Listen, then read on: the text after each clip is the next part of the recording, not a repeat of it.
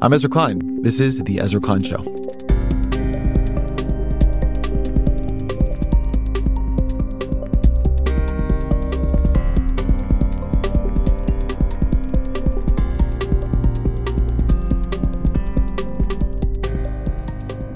So it's cliche at this point to say Americans are getting lonelier.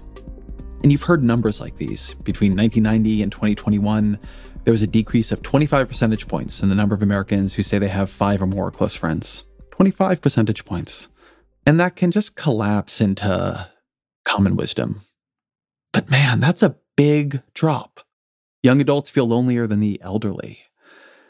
You should look at data like that and not just say, oh, that's too bad. It should make us say, where did we go wrong? As a country, we got richer and we got much more lonely. There's been this effort to get us to take loneliness seriously. And so you get a lot of conversation about loneliness as a malady, as a public health problem, a look at its neuroscience, what it does to our bodies. But it's also an outcome. It is the result of a structure. It is imposed in some ways by a culture.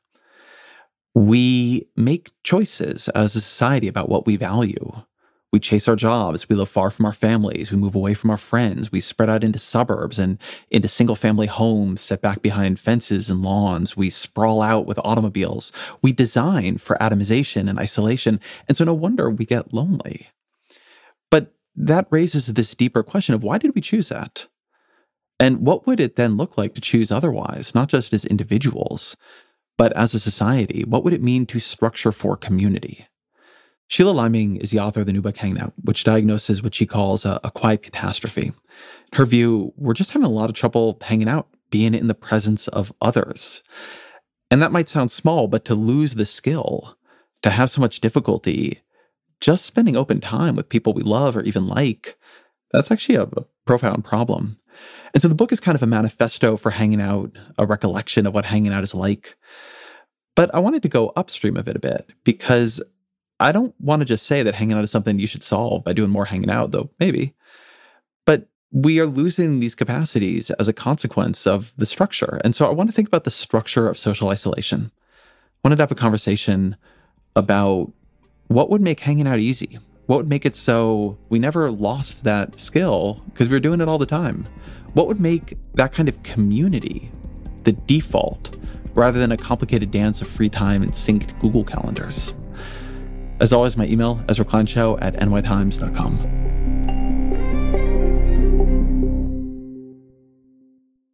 Sheila Liming, welcome to the show. Hi. So you write that, quote, it's no secret that modern life is isolating and that, if anything, it looks to be headed in the direction of increased, not decreased, isolation. Why do you think that's the case? Well, there's a number of factors, I think, that affect the increasing circumstances of our isolation. Factors such as time, decreased amounts of time that can be spent freely, especially freely in social scenarios where we are just hanging out with other people, interacting with them, having conversation with no set agenda or real sort of like goal that's supposed to guide that. Another factor is space, both the diminishment of public space, which is something I talk about a lot in the book, but also the way that spaces themselves, or the spaces that we occupy and frequent, seem to grow more and more spread out. You know, this is the kind of American phenomenon of the suburbs, of space and sprawl. But it's also something that I think increasingly creates these divides between us as these spaces open up between us. And it's just harder to put ourselves in proximity to each other, especially in public shared space. One of the things I understand your book is doing is exploring this downstream consequence of isolation, of loneliness, of atomization, which I think is pretty underexplored, which is that we lose the skill of simply being around one another. So tell me a bit about how you define hanging out and what it means to lose it not as an activity, but as a capacity. That's exactly it. Those downstream consequences that you mentioned are exactly what I'm interested in tracing. I define hanging out in the book as daring to do not much and daring to do it in the company of other people. Another way to think of this is spending time with others without trying to put too many expectations upon what that time has to do or what it has to result in or what it has to produce. Yet, I would say that hanging out itself is not necessarily a skill. You don't necessarily excel at hanging out. You either do it or you don't do it. But I think there are certain skills that are built into the work of hanging out itself. So I'm thinking of it in the book as a kind of social musculature, that we have to expose ourselves to these sort of repeated scenarios, with relative frequency, just like exercise, in order to keep those muscles active and in order to prevent them from effectively atrophying.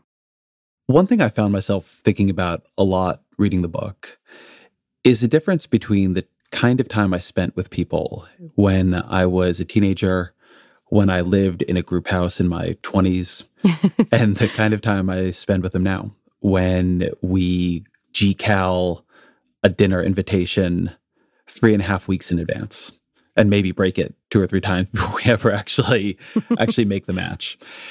And this doesn't seem to me to be part of your definition, but it does seem to me to be part of a bunch of the stories you tell, which is a sort of formlessness, a space for spontaneity, a way in which hanging out speaks to having the time and the autonomy over your time to just allow things to unfold with another person, as opposed to both being at the tyranny of a tight schedule and a fairly narrowly defined activity. Is there something to that for you? Yeah, absolutely. I think a key part of hanging out is improvisation, like social improvisation, just sort of making things up in the moment with another person or a group of people. And also in terms of music, because I do have a background as a musician, and I think about, what musicians try to do when they're hanging out and improvising in a similar kind of way. But yeah, it involves both time and space. You have to have that kind of free, open, shared space in which to improvise. You also have to be able to get together with people in a room, and that is something that's difficult. Like you were saying, reflecting on earlier periods of your life where maybe that was easy because you already kind of lived in shared spaces or in very, very close proximity to other people. And then as you age, those spaces get more isolating, they get more contained, and they also get further apart. I was just thinking as you were talking, Ezra, about how I have a friend here in Vermont, and Vermont's not that big, who I've been trying to hang out with for over a year. It's we keep making these plans and we keep breaking them, or something comes and gets in the way. And we don't even live that far apart, maybe 30 miles. It's just something we haven't been able to achieve, but we keep trying at it over and over again.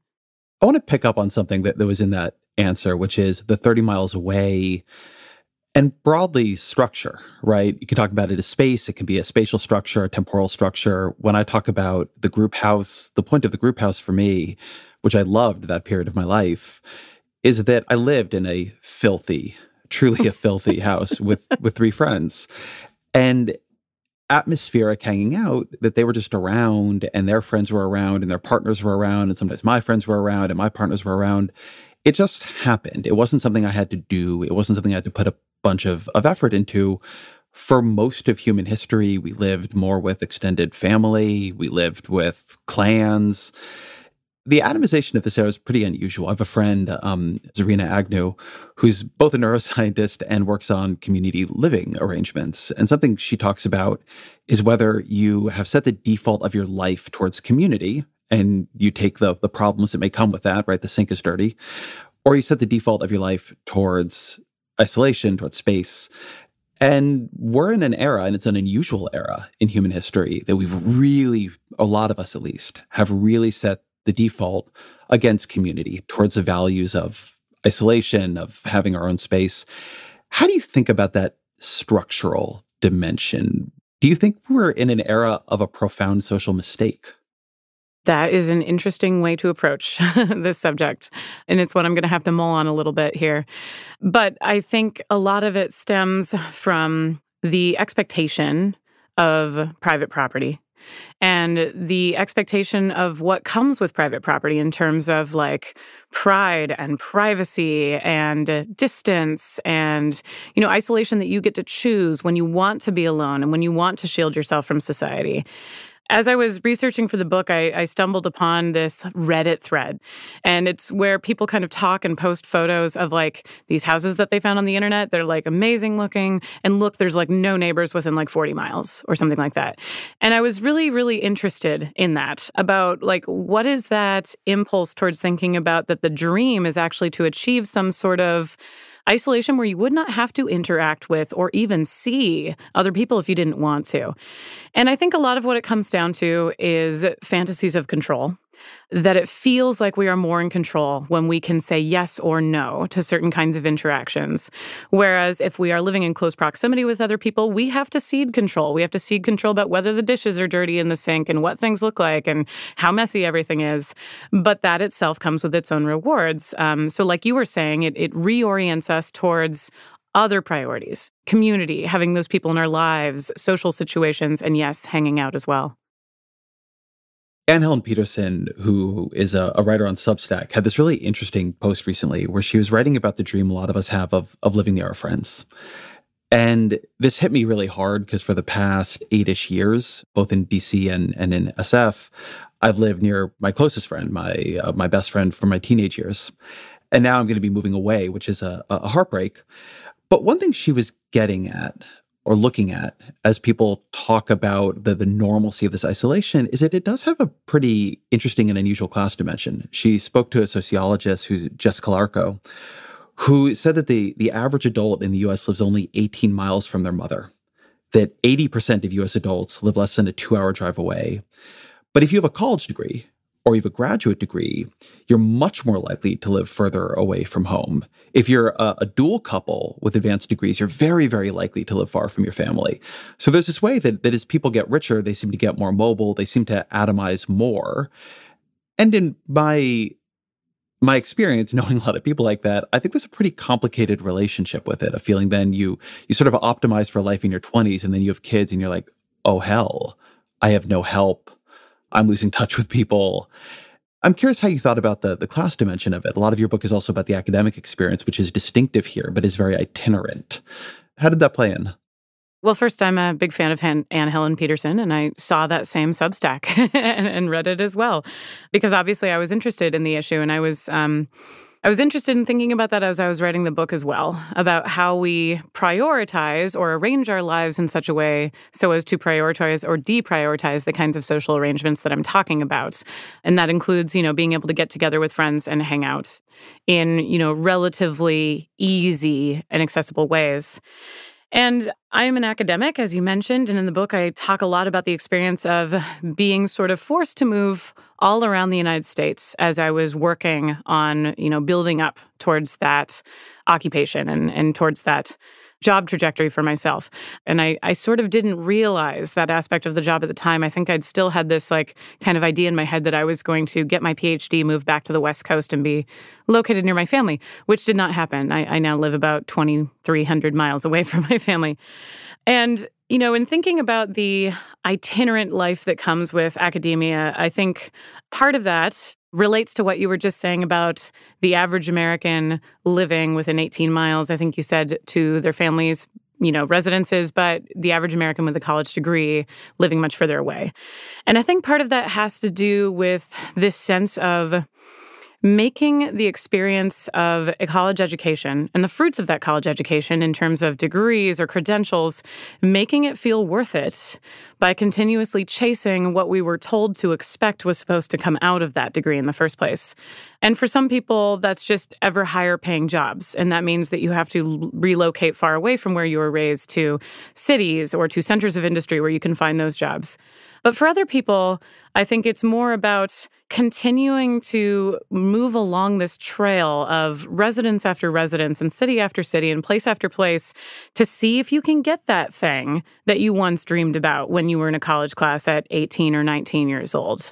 And so, for me, I talk in the book about having lived in a lot of different states over the past roughly 15 years of my life. And how, for me, that has actually required me to develop certain social habits in order to orient myself or adapt to a new place every time I get there. Because without that, I would tend towards the opposite, which is isolation and loneliness. And I know that about myself, and I know that about my own tendencies. So it's something I've really had to sort of work on very conscientiously. Something I've come to believe about that tracking kind of person you're describing there is that it is optimized in a strange way for life in your 20s. Hmm. Life right when you graduate college, when you're pretty free, you probably don't have kids, you're probably not married, maybe you have a good amount of disposable income because your expenses aren't that high. And the ability to, live pretty autonomously and move around is really great. And then, depending on what your life looks like, and this isn't true for everybody, but at least for me and many people I know, get into your 30s, you have kids, and all of a sudden you're locked in to a certain degree to a lot of decisions you made at other points. Your career, maybe the place in which you live, which is near your job, but it's not set up for you to have a family at all. You do have a lot of responsibilities now. You do need help. You do need thicker kinds of relationships that are there even when you don't have a lot to give them, which I think is a very common experience for young parents. All of a sudden you can't give to your community and to your friendships and to your social life the way you once did.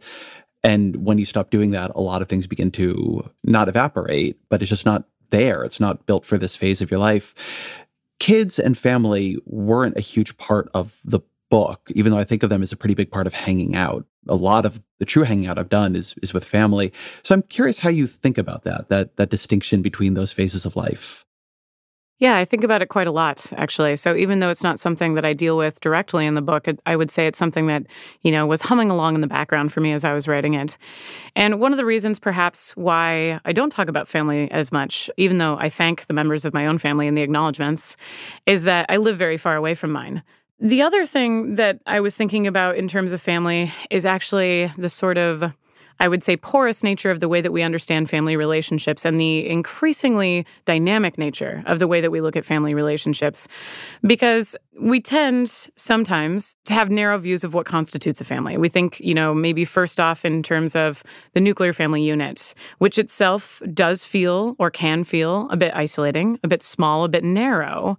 And that's how we get that phenomenon I think you were talking about with, parents in their 30s feeling like they're locked into these little boxes that they created for themselves out of decisions that were made earlier along the way. But I'm also interested in thinking about families in a larger, more dynamic sense. And I'm very grateful that when I moved here to Vermont, my partner, Dave, discovered that he had some family members who were living here. We didn't think we knew anybody in Vermont. And all of a sudden, he found these people who are, barely related to him, technically speaking. They're his second cousins, but they live close to us. And now I spend all my holidays with these people. I was just hanging out with them on Sunday morning, watching their kids hunt eggs in the park. And they're wonderful people. And how quickly they invited me into their life, even though I'm not related to them at all. And how quickly they brought my partner into their life too, even though their life up to this point had not included him. It was very generous and very gracious and very automatic. And now I really owe a lot of the hanging out that I do to them. So I'm very grateful for having them in my life. I think there's something really deep there. There's very, very beautiful ideas around chosen family. And I know people who live in chosen families that are really beautiful. And I have elements of that around me myself. But there's also something I think very important about social structures and family where the element of choice is somewhat removed. Something that you talk about quite a bit in the book is one of my favorite threads, is how hanging out and this kind of deep occupation of time with others, it's not always great. Sometimes you have conflict, sometimes you're bored. And one of the things about family is that even when it's not great, you do it again tomorrow.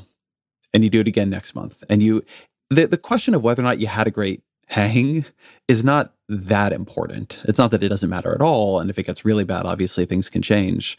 But it exists a little bit separate to the point of distant family inviting you in a way maybe, brand new friend acquaintances wouldn't.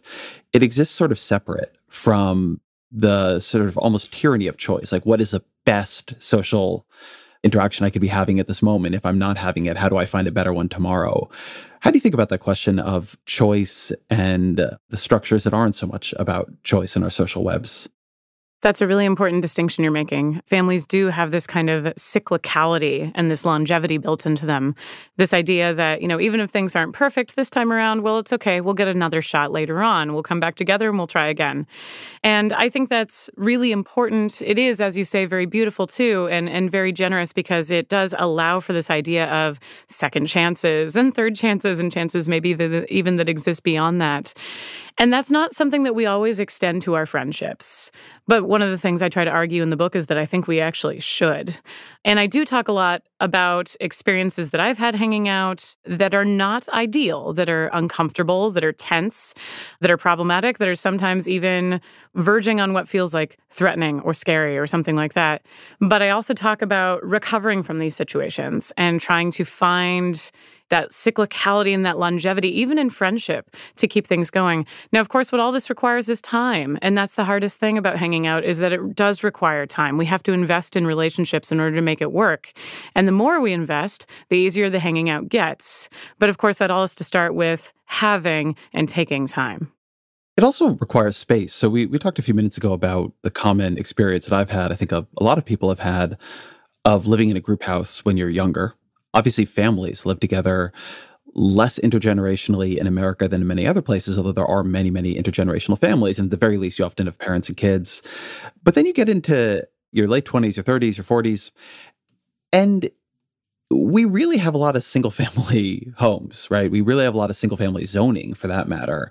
I know in the Bay Area of a good number of community houses or co-ops or things like that, but not that many. So I'm curious about your reflections on that spatial question.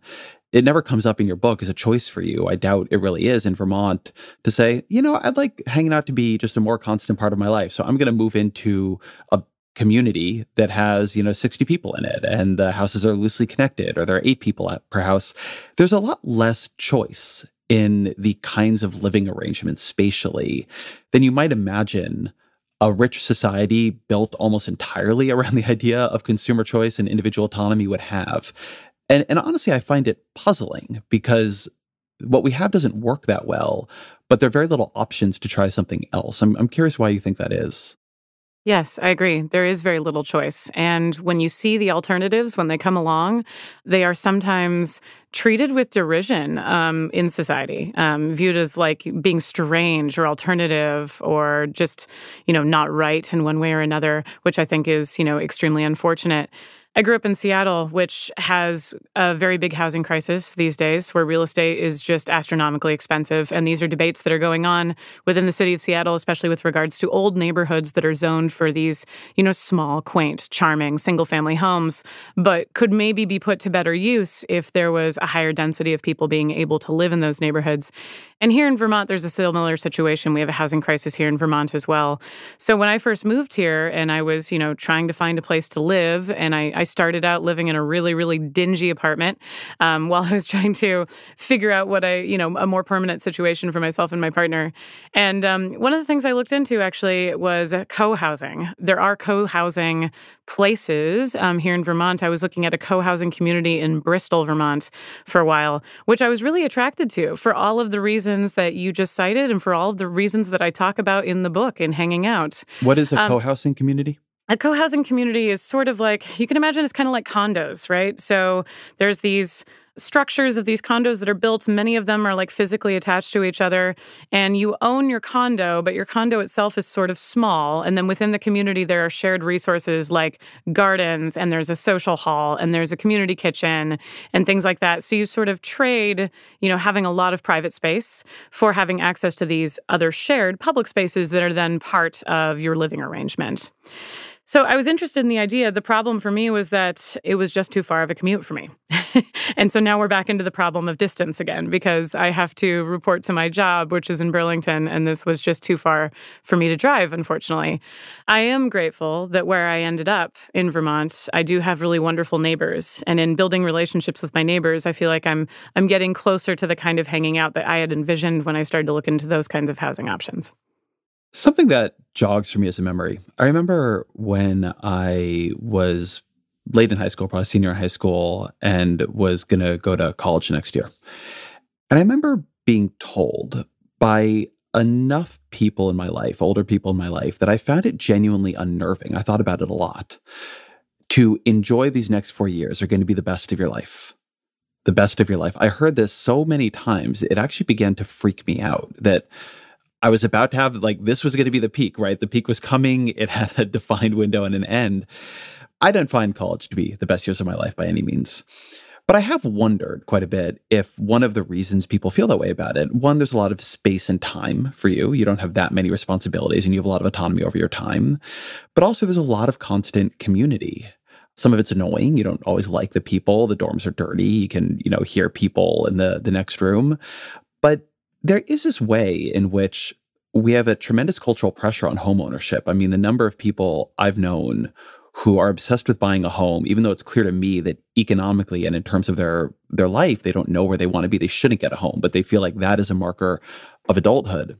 If we have created a cultural pressure towards atomization that in quiet ways has just made a lot of people very unhappy, makes them look back on periods of their life that were more in community much more fondly. But at the same time, if you suggested to them they should live in a group house now in their 40s, they would look at you like you're crazy. If you suggested to them they should be in a dormitory style arrangement, even if they're, single, I mean, that would be a huge step back. That would be a regression of an immaturity.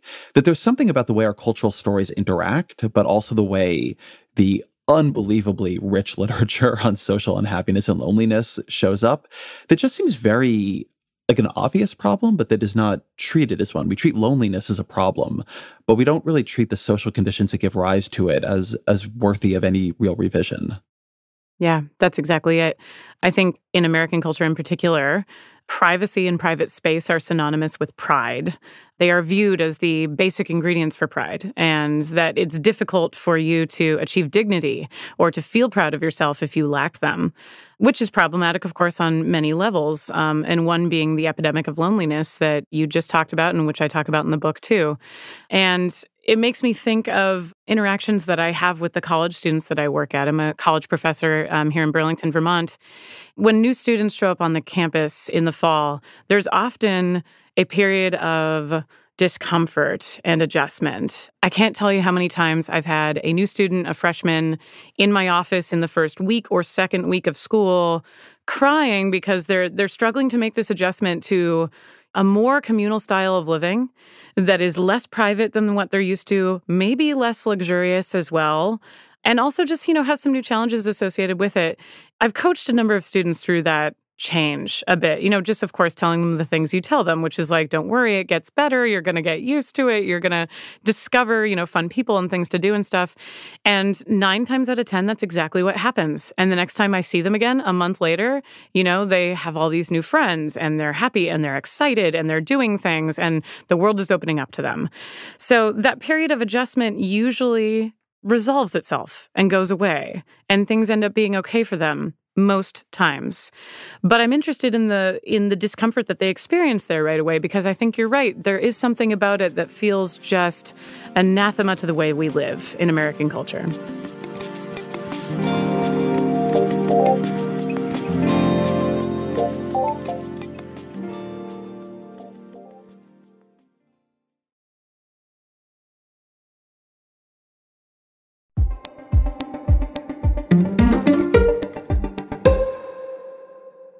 There's a David Brooks essay, my colleague David Brooks, from The Atlantic from a couple of years ago that has been on my mind here. It's called "The Nuclear Family Was a Mistake." Ah, yes. And one of the things he says in that piece is that the nuclear family, this idea of the family with 2 parents and 2.5 kids and a white picket fence and a house in the suburbs, that the period in which that was a norm, and a successful norm in particular, was very limited. He writes, "This wasn't the way most humans lived during the tens of thousands of years before 1950, and it isn't the way most humans have lived during the 55 years since 1965. So since 1965, mostly we're not in nuclear families. Before 1950, we mostly were not. There's been a kind of breakdown of the nuclear family that's consistently treated as a policy problem and may be." But he writes, "Today, only a minority of American households are traditional 2-parent nuclear families, and only 1/3 of American individuals live in this kind of family. That 1950 to 65 window was not normal. It was a freakish historical moment when all of society conspired, wittingly and not, to obscure the essential fragility of the nuclear family. And his argument in this piece is that we've become mentally committed and have built a lot of policy and a lot of culture around a norm that was, if it was ever normal, normal for a very, very short period of time. And that seems clearly true from the data he offers, but also just incredibly weird. And so I wonder what you think of then as the norm we should have when we talk about what people should be expecting in their own lives or understanding in their own lives. What would be a more realistic way to understand like a baseline social existence? I remember that essay by David Brooks, and it makes me think of a book on a similar topic by a colleague of mine, Sophie Lewis, which is called Full Surrogacy Now. In that book, Lewis talks about the family unit as a hostage situation, that there are certain compulsions and expectations that come with our life as part of a nuclear family unit that are actually impossible to satisfy. And part of what results from that is pressure, is strain, is anxiety, is these relationships that become themselves hard to maintain because the standards under which the relationships formed in the first place were not themselves very realistic and not sustainable. So, in that book and building off of Sophie Lewis's arguments in it, I think that something comes closer to an ideal is something where the family structure is seen as a little bit more porous and open, as inviting to outsiders and to people beyond, of course, the immediate structure of the home itself. And that's part of what, I really try to argue for in the book, which is hanging out with people outside of that immediate family cluster as a kind of release from the claustrophobia of the family environment. I think if we think back to the COVID pandemic, many of us will recall how difficult it became to live in relationships that we had even chosen or relationships that we really put a lot of love and care into, when that was the only relationship that was available to us or the only people that we were able to actually interact with. And it became really, really hard. So if we, continue to sort of enforce that as the standard of society, that kind of small-minded claustrophobic type relationship, then we are going to see, similar sources of stress and strain. And I think as a sort of antidote to that, hanging out can be used to open up the sphere of the family a little bit and put less pressure on everybody. One of the ideas that I talk about in the book for that reason is even hanging out with strangers, being able to exist in public space and talk to people who you don't already know or don't have an immediate relationship with. I want to keep a class dimension to this. I haven't read the Lewis book, which sounds very, very interesting. But a point Brooks makes and a point I see, and something that when we talk about the nuclear family seems unambiguously true, is that we have this ideal, as you just said, it creates stresses and expectations that are unrealistic. And richer people buy their way out of it. The way David puts it is richer people basically buy extended family. They buy childcare, they buy cleaning, they buy, to some degree, even friendship and activity. And during the pandemic, we saw also a very intense version of that as, you had a lot of richer remote workers who could be at home and a lot of, quote unquote, essential workers who could be paid to take risks that others were not taking. So I'm curious about, for you, class and community and hanging out, how those things interact. Yeah. In the book, in the chapter where I talk about third spaces, borrowing this concept from the sociologist Ray Oldenburg, I talk about how third spaces, which are supposed to be those spaces that exist between home and work, are something that becomes increasingly difficult for one particular class, I think, to access. And I think that's really the middle class. The middle class in America is particularly prone to some of the pressures that come with family life. In part because maybe perhaps they're trying to emulate what they see from more privileged members of society. Because you're right, and Brooks is right here too, that the rich find a way out of this by basically extending their family structures with the help of money. So they pay for childcare and they pay for cleaning help and they pay for, other people who become attached to the family unit and help the whole family unit run. But if you don't have that money, then you are left with the expectations of what a family is supposed to look like without all the extra resources and all the extra help. And I think that's a burden that falls very uniquely upon the middle class. And then, of course, down at the bottom among working class populations in the United States, we actually see, I think, some of those more proximate family structures staying intact, where we see people living with or living closer to extended members of their family than perhaps we would among middle class and upper class people in the United States, too. I want to talk too about the age structure of this. I was pretty surprised by this recent study by Cigna that found that almost twice as many adults aged 18 to 24 reported feeling lonely versus seniors aged 66 and older. So 79% of young adults and 41% of seniors. And by the way, 79% of young adults feeling lonely, I mean, that's really bad. And you can attribute some of this to the pandemic, but this structure of young adults feeling lonelier than the elderly was consistent in pre-pandemic research too. So you teach college students, as you mentioned. I'm curious what you observe about how people in that age group, which I think are canonically and stereotypically understood as the most social, what kind of trouble they're having socializing, not socializing, how you understand the particular loneliness epidemic among young adults. Oh, they're having a ton of trouble. And I think it's, of course, partially related to the pandemic and the fact that the pandemic is not completely gone. But I think it's also related to optics, because we have far more ways now and many more mechanisms by which to see what hanging out and social life is supposed to look like for other people, which means we have far many more ways and tools for comparison with ourselves against those models that we see. Whether that is, on social media, when it's on Instagram or Facebook or something like that, or whether it's on television and talk about reality TV in the book as being one way that we kind of eavesdrop on other people's social lives. Or, various mechanisms, whatever it happens to be, most of them which are attached to a digital interface. And I think this is partially what makes hanging out hard for younger people. But at the same time, I also think it's part of what makes the optics of hanging out just look more impossible. That even when it's happening, or even when you have access to it, it's just more difficult to find your way into it.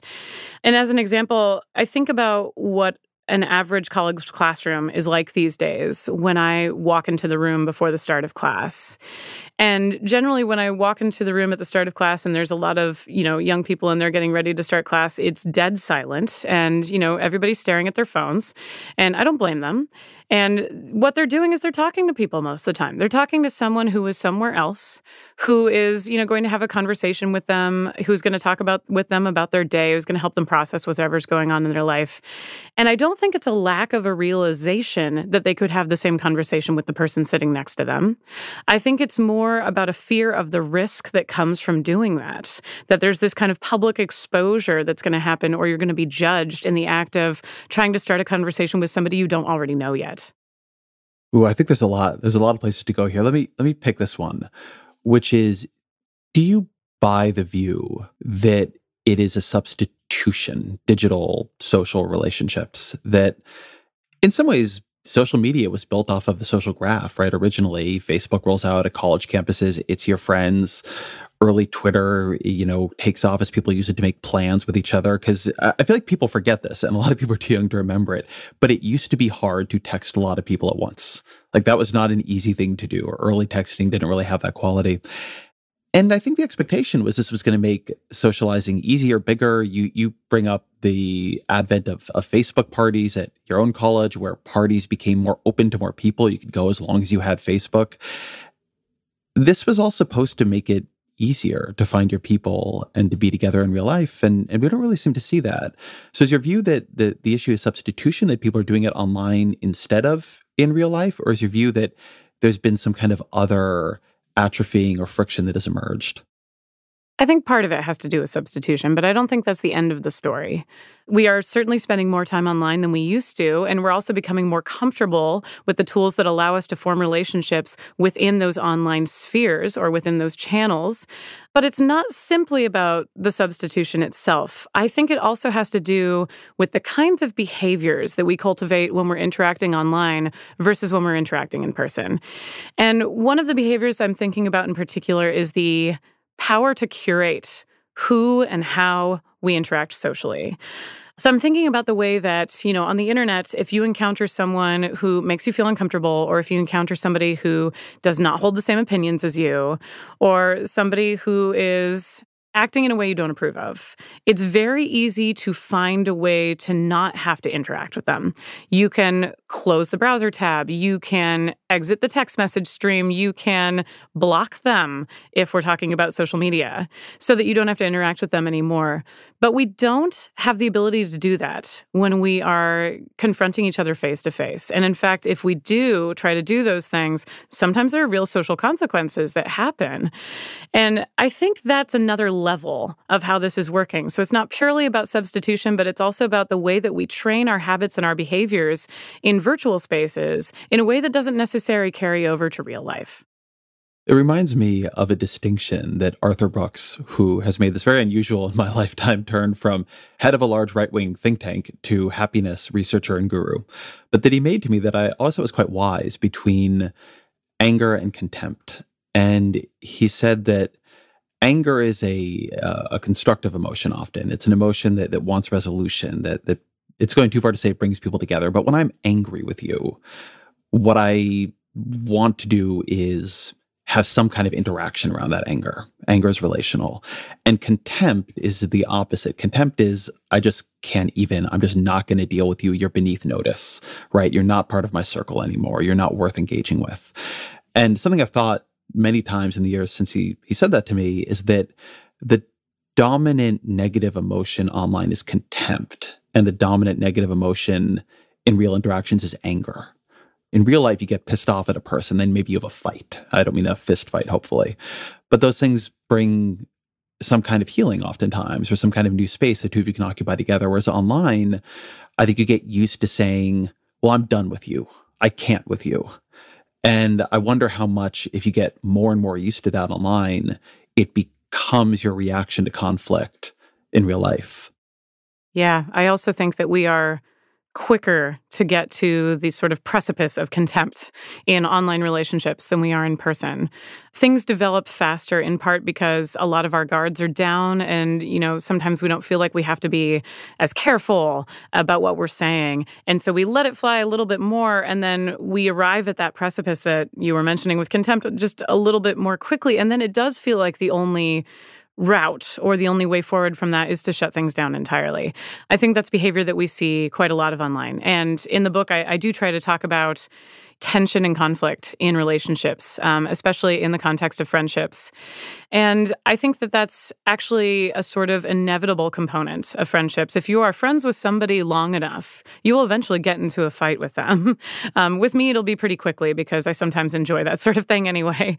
But I talk in the conclusion of the book about a friend who I've had for a really long time, since I was in college. And I fight with this friend almost every time I see him. And yet we always come back. We always get back to a sort of base level. We always go back to caring about each other, to being close with each other and being still very present for each other in our lives.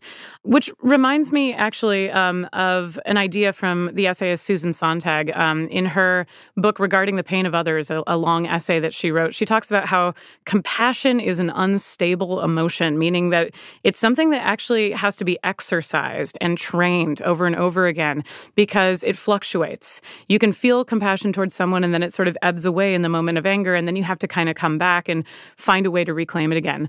So I guess in response to what you were mentioning about the divide versus anger, between anger and contempt, I would think about compassion as something that helps to mitigate that divide. I want to talk about another dimension of digital life, which isn't social media, but actually operates in the real world, which is the rise of wireless headphones, basically. And look, you can go back to the advent of the Walkman, which is, for people who don't know, the original tape player produced by Sony. So headphones, walking around with headphones, which people worried would be antisocial even at the beginning, it's a pretty recent invention in human history. For most of the time that human beings walked around, they didn't have anything else they were listening to, and so it was fairly easy to talk to people. But even when I moved to DC in 2005, and, I was in my early 20s, I was single, I remember there being or feeling like there was much more open space to just talk to somebody who might be sitting at the table next to you. Or maybe there still is that at bars. I'm not exactly sure. I'm not a big bar goer now. But it felt to me like the idea that you would walk up and talk to somebody you didn't know in, what you're calling a third space, in a coffee shop, in a park, that kind of thing. It was live. And even if they wouldn't want to talk to you, it wouldn't be a particularly unusual thing that you did it. And now, and I don't exactly know, but I think it's sort of the opposite. I mean, the idea that you would bother somebody while they have their AirPods in, it's such a larger social ask. And it is overwhelming, so much clearer a signal. Now, maybe it's better. I'm sure a lot of people got bothered when they didn't want to. But the reduction in just normal neighborly interaction, just like, talking to somebody while you're in the checkout line instead of listening to this podcast, which I hope is what you're actually listening to in the checkout line, there's got to be a pretty high cost. And it feels like a change that has happened even in my lifetime. Yeah, I think that the omnipresence of headphones has turned casual conversation into something of an intrusion, almost like the way that phone calls now work in our text-heavy culture as well, that they feel like an intrusion sometimes. I do think that there are certainly problematic sides to that behavior. And I just mentioned briefly in the book about a couple of friends that I have here in Vermont who I met while I was hiking. My partner and I were on top of a mountain and just struck up a conversation with them. And what's interesting is in that moment, there was actually another couple that was there on that summit with us. And we had seen the other couple hiking before, but they were wearing earbuds while they were hiking together. And I thought that was really interesting because they were hiking side by side, but like not talking, like each kind of in their own world, listening to their own headphone thing. Despite the fact that, of course, they were together and they were passing other people and there were opportunities for conversation that would have sprung up. But anyway, the people who didn't have their headphones in became friends that me and my partner now hang out with. And I think that largely has to do with the fact that we took advantage of that moment when it was open. But headphones make that harder. They make that act of taking advantage feel like a risk, like something that might result in social censure of one kind or another. I think of this often when I'm at the gym, because the gym is now a sphere, of course, that is completely ruled by headphones. And every now and then, there's a moment where I will try to have a conversation with someone because I'll notice something, or, maybe I want to ask them a question about the machine they've been using or something like that. And there's this whole song and dance that we have to go through where we first realize we're trying to communicate with each other and then take out our headphones and turn off what we're listening to and then have the bit of conversation, then go back to normal. And it's really awkward. So I know that headphone use developed in part as a response to the awkwardness of living in the modern world, where we are just assailed by sounds all the time that we don't get to curate or control. I know that it developed in response to that. What's interesting is that it also makes social interaction more awkward too, because it makes it so that you have to take a step back in order to start that whole thing again once it starts running and you realize that somebody's wearing headphones. I want to think a bit about the changing attitude towards social risk, and particularly for children, because the kids getting to you in college, there were kids before that, and they were younger, and their parents had more control. And my producer, Annie Galvin, who was working with me on this episode, she made me aware of something that made me feel that either I have gone crazy or the world has gone crazy. So there's this conflict over sleepovers in social media, apparently. And this hashtag no sleepovers started by a psychiatrist on TikTok caught on. And he says in this video, sleepovers often provide the right opportunity for kids to get into things that are way over their head, whether they want to or not.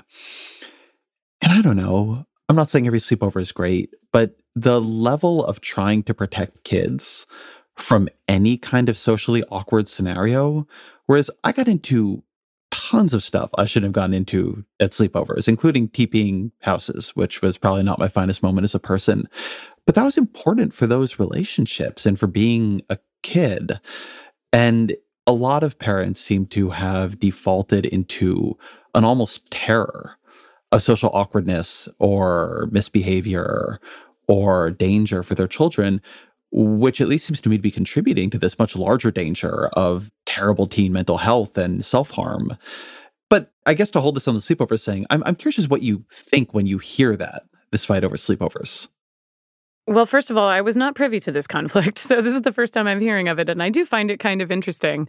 Awkwardness is part of our emotional landscape. There's no real way to avoid it. It's just something you're going to run into at various points in your life anyway. So I think the idea of shielding anybody, a kid or anybody else, from awkwardness is itself sort of silly, because that awkwardness is just going to take place all the same under different circumstances. But yeah, like you made me think back to childhood sleepovers briefly. You made me think back to summers when I was a kid, when I would go to a sleepover at a friend's house that would end up lasting like 3 days or something like that, when we didn't have school, and I would just sort of continue to exist in this other family's life for a few days, and my parents knew where I were and they were okay with it, and vice versa would happen at our house too. But I do think of the sort of improvisational behavior that resulted at those sleepovers, none of which was, dangerous enough, I think, to really count against us in the long run, but a lot of which I think was formative for the relationships that I had with my friends at that age, and also for the person that I was working on becoming, which is a slightly more autonomous individual as I was growing up and aging and everything. So the risks of sleepovers, that's an interesting subject to me, and it's not one I had been exposed to until now. But risk is interestingly a big part of your book. I would say that an unusual number of the stories, given what I would have expected, involve some level of risk. There's a story on a New Year's Eve where you fall in with a bunch of strangers and you're going bar to bar and then eventually to a house party, and you realize at the end you're somewhere maybe you shouldn't be, or at least you don't know how it's going to turn out. And it turns out okay, but there is a real element of fear there. You talk about an academic conference where a more established academic puts you, let's put it this way, like in a situation he shouldn't have, and tries to do you some, I think, reputational harm. There's a story about almost falling off a mountain and dying that, and even when we talk about AirPods, and, a lot of people didn't want random guys coming and hitting on them or random people coming and talking to them.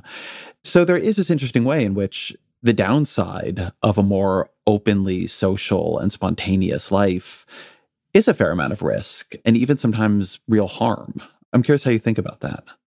Well, I'm not sure about the real harm part. And that's something that I do try to explore in the book, is thinking about what do we fear when we are afraid of these types of risks? What are we concerned is going to happen?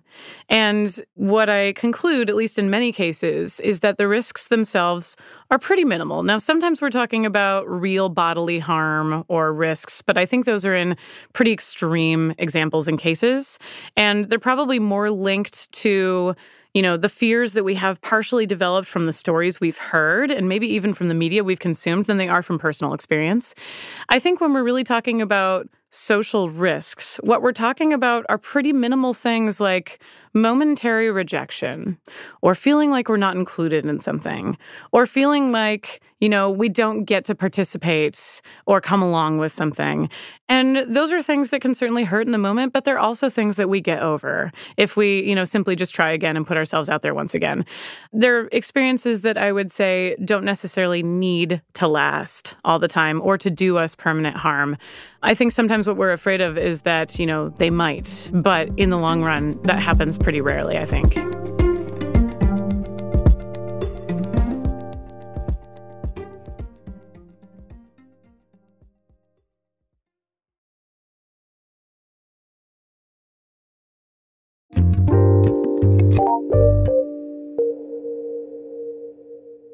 One of the chapters is about hanging out at work. And I think that the story of that chapter is both really important for the book and a little bit distinctive to your kind of work. It's about academic conferences. So I wanted to talk a bit more about the workplace, because for a lot of people, that is the majority of hanging out they do, the place where they most often see the same people repeatedly in an atmospheric way, work together on tasks, have some small talk, occasionally go out for a drink after work. A lot of that was disrupted profoundly by the pandemic in ways that many people like having remote work. And also there does seem to be a cost in loneliness and in not building the kind of deep and collaborative and friendly relationships people have at work. I think it's interesting that a lot of the major media representations of hanging out, they take place in workplaces like The Office or Parks and Rec. How do you think about the workplace and the good and the bad of that being such a central site of socializing?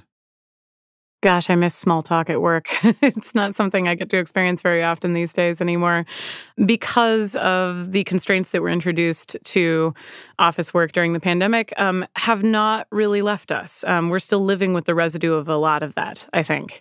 So during the pandemic, obviously, workplace culture, the ability to just kind of like gather informally and talk to people around a coffee maker or around a printer or something like that was certainly curtailed. We didn't have those same opportunities. Many of us were working remotely, and we couldn't have that kind of like casual small talk that helps to sustain relationships in the workplace.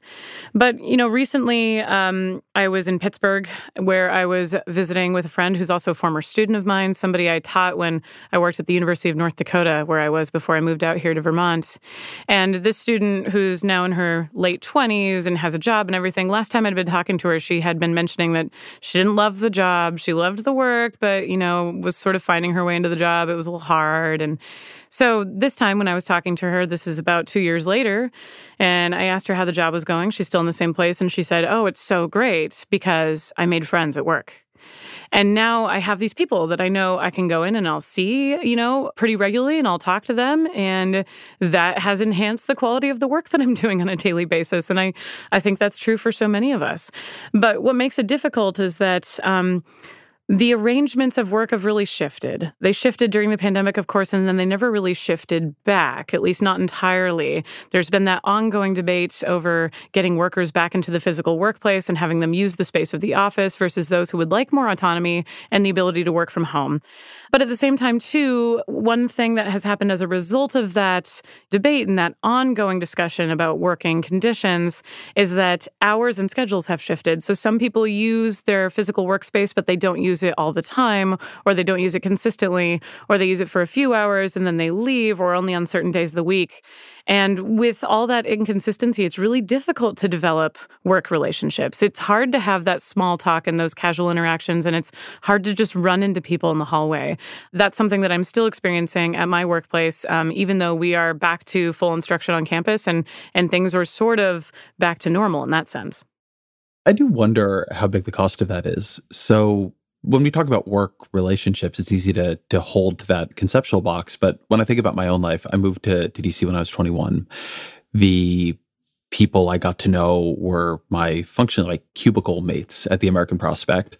We used to go out to the Black Rooster, which was a nearby bar, almost every day, which I'm not saying was the healthiest behavior. They became my good friends, and through them, I became friends with their friends who did not work with me. I then had this sort of sprawling network of friends in DC who I loved and who I love. It's through them that I met my now wife. And so things that begin as work friendships don't always stay there. I mean, that is really porous. You get to know somebody at work, and then you get to know their friends when you come to watch a football game at their house on the weekend. And there's a lot that is good about remote work. I work remotely now, and I actually like it quite a bit. But I worry that given how bad isolation and how many decisions, to go back to the points we were talking about at the beginning of the conversation, we've made towards atomization, to atomize our work lives too, is in a world where we're already seeing really, really profound consequences of lonesomeness. I mean, that might be a bigger trauma or a bigger social cost than I wonder if we realize. Yeah. In this way, I would say that the issue of working in offices or on-site actually compares to the issue we were talking about earlier with headphones. There are certain pros, and the pros include more autonomy, a little bit more control, the ability to curate what one experiences in certain situations. But then there are cons, and the cons are loneliness, lack of attachment to the social world around you.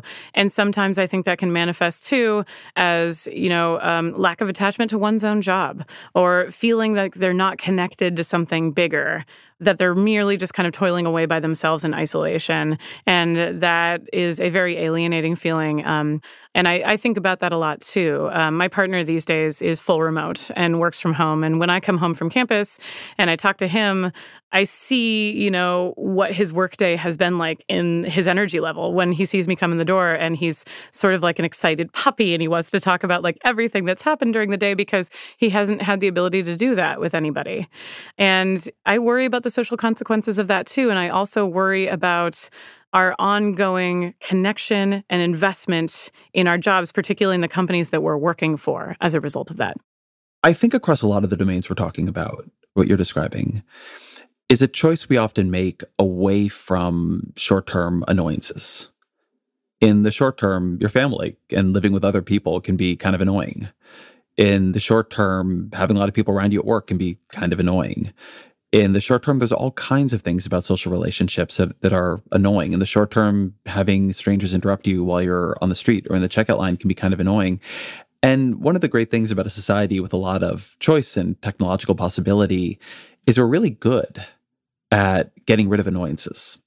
And when somebody gives you an opportunity to get rid of something that is routinely annoying, you typically take it. But when you begin to remove so much of the friction of life, you end up robbing yourself of experiences that require a fair amount of annoyance to get to something deeper, right? I think family is probably the best example. That's not that I find my family annoying. You're all wonderful. But there's a lot in our social lives that does work like that, a lot in every relationship that works like that. And so I guess I'd like to hear you talk about that trade-off a bit more, because it is present in your book. I mean, it's something that was unexpectedly there, at least for me. And I wonder how much you understand the underlying dynamic of this as being about we keep trading off short-term comfort for long-term meaninglessness or emptiness. Yeah, that's a big part of it. I think you're right in thinking or in describing it as a kind of trade-off, that we opt for short-term, or we might even think of it as instant or close to instant gratification at the cost of what we can achieve in the long term. And I would argue that hanging out is all about the long term. It is about crafting relationships, putting time and energy and investment into relationships so that that kind of social interaction can come to us more easily and without that kind of burden that, like, well, we have to make this right because this might be our only chance that we get to try to do this for a year or multiple years or whatever it happens to be. So it's about, developing that musculature so that it's easier to get back into the moment and back into the behavior itself, which is a long-term process. And it's not something that can be accomplished instantly or in the short term. Psychological studies have taught us, over the years that when people are very, very distracted, they tend to make less good decisions. They tend to opt for short-term rewards instead of long-term rewards. And I think that's part of what we see in contemporary society is that with a lot of distraction and stimulus and constant input, we are often driven to opt for those short-term rewards, even sometimes at the cost of what we might achieve in the long run. I wanted to prompt you to tell a story that you tell in the book that moved me quite a bit, which is a little bit of a strange story because it isn't about hanging out with another person in person.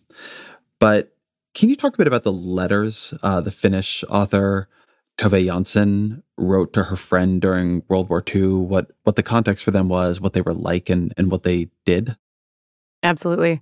I'm quite obsessed with Tove Jansson, with her writing, with her art. I've never read a book by her that didn't completely change my worldview or my life, and I'm just really impressed by her intellect. But I talk in the book about her letters that she wrote to a friend named Eva Konnikova over a period of really about 8 years, while the two had been separated as the result of incidents relating to World War II. So Eva Konnikova was of Jewish extraction. She and her family ended up fleeing Finland, which was sort of experiencing a lot of the turmoil of World War II during that moment, and Konnikova and her family relocated to the United States. Tove Jansson, who had known Eva Konnikova through their mutual art and creativity, was forced to keep in contact with her friend through letters. And about 2 years ago, or maybe about a year and a half ago, I can't even recall, I started reading this collection of letters, which is just really, really stirring and beautiful. Wonderful writing from Tove Jansson, but just shockingly intimate. The way their relationship forms on the page, but also the way their relationship sort of stays in motion and stays current through the act of letter writing. Now, what's especially interesting about this whole thing is that on both sides, Tove Jansson and Eva Konnikova were often not receiving each other's letters. So they were writing them to each other constantly. Sometimes Tove was writing to Eva Konnikova in the United States about every single day, but she wasn't always receiving replies back. And so the letters are not necessarily like current in the way where they're like updating each other on changes on their lives and things like that, they're sort of more like these diary entries from the letter writer who's sort of speaking into a vacuum. They don't know when they're going to hear back from the other person, and they don't know what's going on with the other person. There's a while when Tove Jansson doesn't even know if Ada Konikova is still alive. But she keeps writing these letters to her, and she has these very, very intimate ways of keeping her memory with her, of talking about walking through the streets of Helsinki and imagining that her friend is by her side. And then eventually, after years and years of correspondence and a very, very long separation, they did eventually reunite and got to see each other again after that long period. One of the things that story made me think about is the possibility or the experience, perhaps, of hanging out with another person alone. So I've always been jealous of people who were in more letter writing cultures. When you go back and read old books about kind of any figure, you read these beautiful letters, these amazing kind of acts of self-processing. Writing a letter to somebody else does in this weird way seem like hanging out alone, because you have this imagined audience, and so you talk as if to them, but you have this focus of attention for yourself. And I always wonder what biographies of figures from our era are going to be like. It's going to be this endless, like, and Elon Musk put a poop emoji, in the text thread to so-and-so. But a couple months ago, or, over the summer, I broke my hand, and all of a sudden I couldn't really text. And so I started communicating with some friends and family through voice notes. And they got long. And it turned out lots of people are doing this before me. And I'm an elder millennial and only figured this out very late. But I was really struck by how intimate that experience was. Because, you'd sit there and record for 5 or 10 or 15 or 20 minutes, something about your life and your thoughts. And it is this weirdly deep experience. And then you would give the other person the attention when they brought that back to you. And it was solitary, but it was also communal. So I'm curious for your thoughts about what are the structures or mediums in which we hang out productively or intimately with another person alone. What kinds of things give rise to that? And then what kinds maybe don't? Yeah, writing is certainly one of those channels. Writing is the act of trying to create a record of your understanding of something. And that is true of a letter as much as it's true of a book or a poem or any other form of writing. The difference, of course, with a letter is that you presume you have some kind of very specific audience that you're writing for. But with the example that I brought up with Tove Jansson, that audience was very, very far removed, and she had no idea when the audience was even going to receive and read the letters. So it did become, I think, this kind of act of like record keeping, of thinking about what was going on with her personally, of responding to what was going on with the war, processing those events, processing a lot of trauma and struggle that came out of the war too, and then doing it for the sake that, well, eventually somebody else may be able to read this and join in the processing with me so that we can do that together. And I think that's part of what we do when we hang out in these more intimate scenarios, one-on-one, is we try to process things together and we bring someone into that work with us. I grew up in the 1990s, which was really like the telephone generation for teenagers my age at that time. And I think about how much time I used to spend on the telephone at that age. I was lucky enough that, I had my private line that my parents got me, which was like a rite of passage for teenagers at the time periods because we didn't have cell phones. So I had like my private house line, and I used to have like 4, 5, 6 hour long conversations with people on the telephone back then, which was all about getting to know somebody and having them help me process something, whether that was, related to relationship turmoil or friendship issues or stress at school or whatever it was. And I think there's some real value in that. But it's increasingly more difficult to achieve. I think when we interact in those kind of intimate scenarios now, we do so through shorter little bursts. We take little bites of that intimacy, but we're not necessarily doing it in long sprints, maybe like we did back in the day when I was having 5-hour telephone conversations.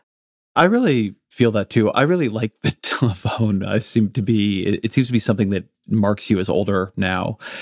And I was struck when the pandemic happened and so much moved to Zoom that a lot of things that would have once been telephone calls moved to Zoom too. And maybe this was just me, but I found it was harder to achieve intimacy there. Something about seeing the other person a little bit blurry, their reactions a little bit delayed. People talk about Zoom fatigue.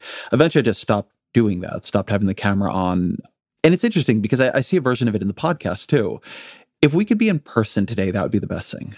There is a channel of information and intimacy and connection you get in person with somebody. But if I can't be, I won't put on the camera because I think it's actually deeper to not have that distraction. Somehow seeing somebody digitally is worse than not seeing them, even if seeing them in person is better than seeing them digitally or being on the phone. One, I'm curious if any of that connects for you, but two, why you think maybe the phone gives rise to an intimacy that, maybe texting doesn't or some other mediums don't. Well, I think there's a lot of intimacy contained in voice itself. We hear these fluctuations in somebody's emotional state as we listen to their voice, and we sort of hear them doing that work of processing that I was talking about in one way or another when we talk to them on the phone. So I think that's part of it. But you're right, there is a kind of distraction that comes with the visual element. And at the beginning of the pandemic, I, like you and like so many people, I was excited about being able to use the Zoom technology to maybe check in with people I didn't get to talk to too often and see how they were doing and see things about their life. But there was often, I noticed, a kind of stilted quality to that kind of interaction, along with the sort of expectation about how much time it was supposed to take. Zoom meetings, I don't know if you guys recall, if you had the free version, it came with a sort of timer where you couldn't meet for, I think it was 40 minutes, right, that it would cut off at. And then if you had the version that you were paying for, of course, you could go longer. But I remember that affecting some of those interactions that I had with people in the early days of the pandemic, thinking about that timer kind of counting down, but also on the reverse side, the expectation that the whole time had to be filled as well. Because it's like, well, if we signed off after 32 minutes, then that means it wasn't as good of a hangout or something, as some kind of commentary on the relationship. So I think the visual element combined with the digital infrastructure that created the visual element in the first place did put some added pressure on that form of interaction and the intimacy that would come from it. By contrast, the phone still feels so long form is a way to think of it in writing terminology. It feels so open-ended, that there's less structure to how a call has to work, how long it has to last. And of course, now that we have the ability to move around while we're talking on the phone too, there's this more kind of like free form and free range quality to it that gives it that added dimension of intimacy. I think it's a good place to end. So always our final question. What are 3 books you would recommend to the audience? Okay, I'm prepared. I have 3, and they're all relatively recent, but very different in terms of content. So my first recommendation is a book by Teju Cole. It's called Black Paper, and it's actually a collection of articles and essays by Teju Cole combined with some lectures, but it's the lectures I'm really into. The book was published in 2021, and the lectures that are adapted and included in it are from 2019. That's when he gave these lectures publicly, but they're really wonderful. They're quite beautiful, and in a number of lectures, he's thinking about concepts like ethics in the modern world. And there was a moment in one of the lectures where I noticed him talking about ethical sensibilities, which he argues require periodic exercise. And that just reminded me of thinking about hanging out. So that's my first recommendation from Teju Cole. My second recommendation is a very difficult book, but worth it if you have the stamina. It is a book by Lauren Berlant, the famous critic and theorist who unfortunately passed away just recently, and this was published posthumously in 2022. The title of it is On the Inconvenience of Other People. And in that book, Lauren Berlant, from a philosophical angle, basically tries to unpack the phrase from Sartre that hell is other people. And thinking about that phrase through the lens of inconvenience. And one of the things that Berlant argues very eloquently is that inconvenience is itself political because it registers along this spectrum of political affects and feelings, but it also invites an awareness of like political expectations, rights, privileges, freedoms, etc. Okay, and then the third book is lighter reading, but still very wonderful and very fun, which is a novel called The Hair by Melanie Finn, a Vermont writer, published in 2021 by the wonderful small press out of Columbus, Ohio called $2 Radio. And this book is basically a feminist gothic thriller. It is super fun. It's very dark. It's gorgeously written. And it was on my mind because I'm actually teaching it in a class this week. So I get to reread it. I read it a couple years ago when it came out, and now I'm rereading it again. Sheila Liming, thank you very much. Thank you, Ezra.